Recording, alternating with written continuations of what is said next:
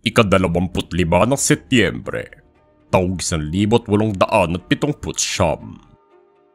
Ipinanganak si Lope Canseco Santos, isang manunulat sa wikang Tagalog at dating senador ng Pilipinas.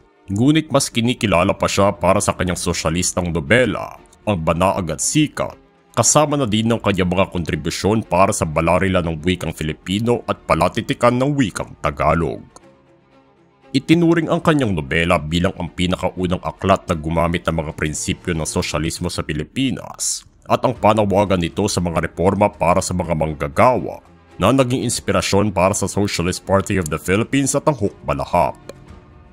Naging mahaba din ang kanyang karera sa politika bilang gobernador ng Rizal, Nueva Vizcaya at isang senador.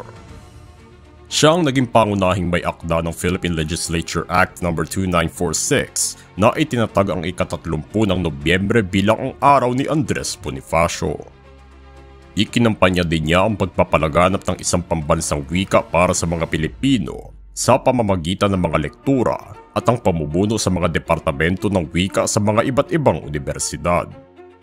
Kabilang din dito ang paglathala ni Santos ng balarila ng wikang pambansa at ang kanyang pagkatalaga bilang direktor ng Surian ng Wikang Pambansa, kung saan siyang inatasan na maging tagasali ng mga talumpati ng mga Pilipinong presidente sa United Nations Educational, Scientific and Cultural Organization.